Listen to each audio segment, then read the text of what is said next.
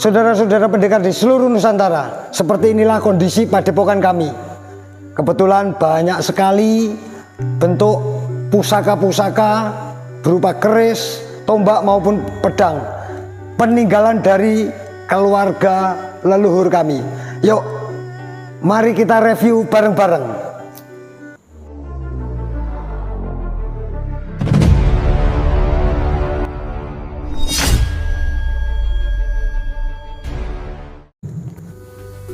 Salam Rahayu, saudara-saudara pendekar di seluruh Nusantara. Video kali ini saya tidak bermaksud menggurui, tapi hanya ingin sharing, berbagi pengalaman, ilmu tentunya tentang seputar pusaka, yaitu keris.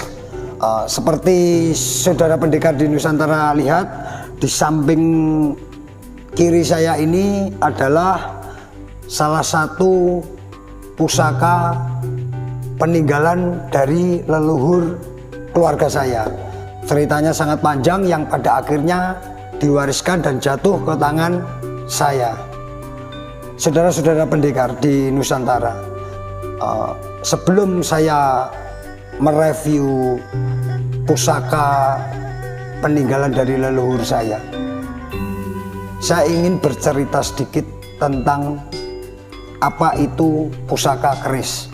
Karena di luar sana banyak sekali orang luar beranggapan bahwa keris ini sangat mistis, yang berkaitan dengan perdukunan, dunia supranatural, atau yang terkesan sangat negatif.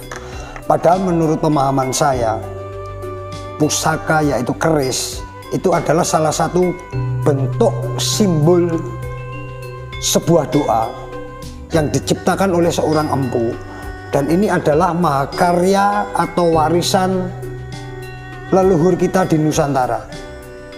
Dan menurut saya keris ini sangat luar biasa, suatu hal atau seni budaya dari leluhur Nusantara yang wajib kita lestarikan.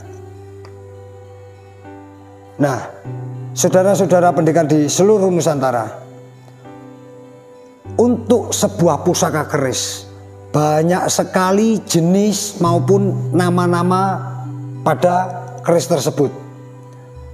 Nah, nama keris atau jenis keris jumlahnya sangat banyak sekali, saudara-saudara, dan itu ditentukan oleh banyak hal. Salah satunya yaitu nama dapur, pamor, dan era pembuatannya.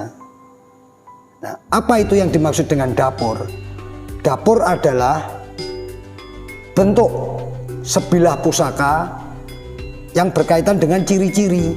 Ada ricikan-ricikan tertentu yang telah disepakati oleh leluhur kita dulu untuk penentuan arti sebuah nama keris, yaitu dapur.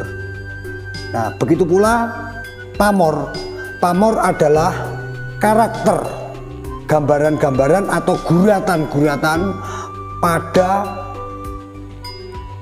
sebilah besi, yang diproses lewat tempaan-tempaan pada zamannya. Dan keris sangat panjang umurnya, jadi mulai dari era kerajaan-kerajaan dulu, mulai zaman kerajaan mungkin sebelum Singosari, bahkan kerajaan menuju ke Mojopahit, Mataram, sampai hari ini juga. Saudara-saudara pendidikan di seluruh Nusantara, ketika kita mengenal arti sebuah keris yang sebenarnya, baik dari filosofi, makna maupun tujuan pembuatnya yaitu empu, itu sangat mulia sekali, saudara-saudara. Karena menurut pemahaman saya, sebuah pusaka keris ini adalah, seperti yang saya sampaikan tadi, adalah sebuah bentuk simbol doa yang bertujuan agar pemegang atau pemilik pusaka tersebut terus terjaga kesadarannya untuk mendapatkan sebuah karakter atau sikap untuk kepribadiannya masing-masing. Dan keris itu adalah sebuah pusaka wesiaji atau tosan aji, yaitu bentuk pusaka yang diproses lewat tempa lipat sebilah besi, yang diproses lewat bara api yang cukup tinggi sehingga terbentuk sebuah guratan-guratan atau gambar pada bilah keris tersebut. Dan keris ini juga mempunyai warangka. Apa itu warangka? Bungkus keris itu sendiri, dan bentuknya atau namanya pun banyak sekali saudara-saudara. Jadi ada yang dari kayu, dan kayu jenisnya pun ada ratusan bahkan ribuan, dan ditentukan oleh banyak daerah. Ada dari gaya Jawa Tengah yaitu Solo, ada gaya Jogja maupun gaya Jawa Timuran, bahkan sampai ke luar pulau, karena keris ini telah menyebar ke seluruh Nusantara bahkan ke dunia dengan karakter dan gaya di daerah masing-masing tersebut.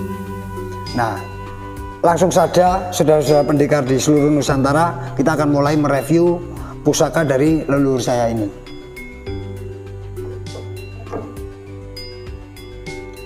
Nah, kalau dilihat dari bentuk pusaka ini, kita review dari warangka atau bungkusnya. Ini termasuk warangka, namanya istilahnya ladrang Solo. Ladrang Solo dengan ciri khas seperti ini, dan kebetulan ini termasuk jenis sungging. Apa itu sungging? Sebuah warangka atau bungkus keris yang ada ukiran atau gambar-gambar seperti ini. Jadi kalau dilihat dari warangkanya, bungkusnya ini termasuk memakai gaya ladrang Solo berwarna atau berkarakter sungging. Nah, kita lihat yuk pusakanya seperti apa.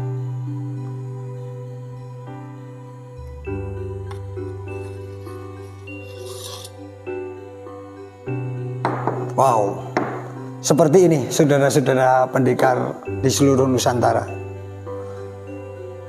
Keris terbagi banyak hal atau banyak kelas, yaitu kelas lurus, kelas lok atau lekuk-lekuk seperti ini, dan keris lok atau keris lurus ini macam-macam saudara. Banyak yang lok 3, ada yang jumlahnya lok 5, lok 7, 9, lok 11, yang tertinggi adalah lok ke-13. Dan itu ada pakem atau ada istilah nama keris tersebut. Kebetulan dari keris ini, pusaka ini berlok 5. Cara menghitungnya bagaimana saudara-saudara? Nah, dari sini 1, 2, 3, 4, 5. Berarti ini keris berlok 5. Nah, kembali lagi seperti tadi saudara-saudara, dapur ditentukan oleh bentuk bilah ini. Lurus ada sendiri namanya, lok berapa jumlahnya itu juga menentukan nama, dan nama dapur biasanya diambil dari karakter sorsoran. Sorsoran ini seputar pangkal bilah di sini. Nah, sedangkan kalau pamor ini gambar atau gurat-guratan pada sepanjang bilah keris. Lalu dapur apa ini? Pamor apa ini? Yuk kita mulai ya.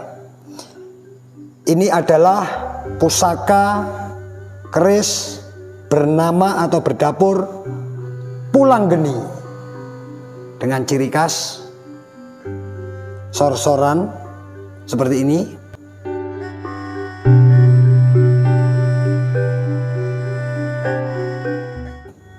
Ini namanya gandik lurus.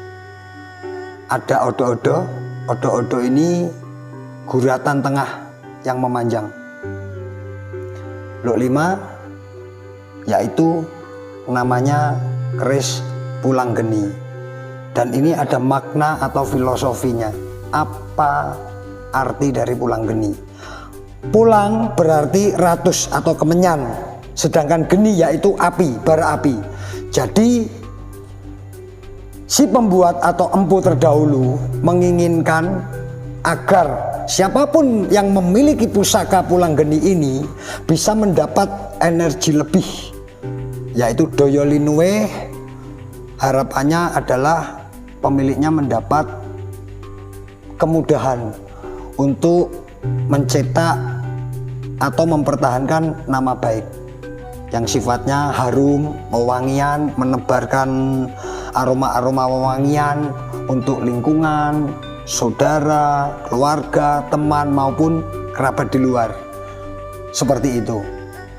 Pulang geni dan bisa memancarkan sebuah energi yang begitu kuat membara agar pemilik pusaka pulang geni ini bisa membawa pengaruh yang positif dalam bermasyarakat, seperti itu. Dan kebetulan pamor keris pulang geni ini adalah keleng. Keleng ini ciri khasnya adalah berwarna hitam kelam, tanpa ada guratan-guratan atau gambar-gambar yang lainnya. Jadi menurut pengalaman dan pengetahuan atau pemahaman saya, sah keris ini bernama atau berdapur pulang geni dan berpamor keleng. Kalau masalah era atau pecinta keris ngomongnya istilahnya tangguh. Kalau menurut pemahaman saya ini bertangguh atau diciptakan pada era Kerajaan Majapahit. Nah, kenapa saya ngomong Kerajaan Majapahit? Karena ada beberapa ciri atau khas karakter pada tempaan atau warna bilah besi itu sendiri. Seperti ini, saudara-saudara.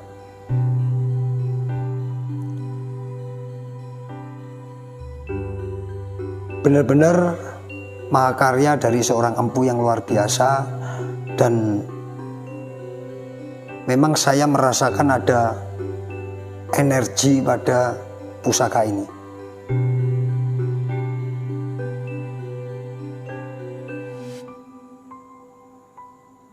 Oke, saudara-saudara pendekar di seluruh Nusantara, seperti inilah salah satu pusaka keris dari leluhur saya. Dan sebetulnya masih banyak sekali yang kami rawat. Mungkin video berikutnya kami akan berusaha untuk berbagi dan bercerita berbagai macam bentuk keris, dapur keris maupun pamor keris.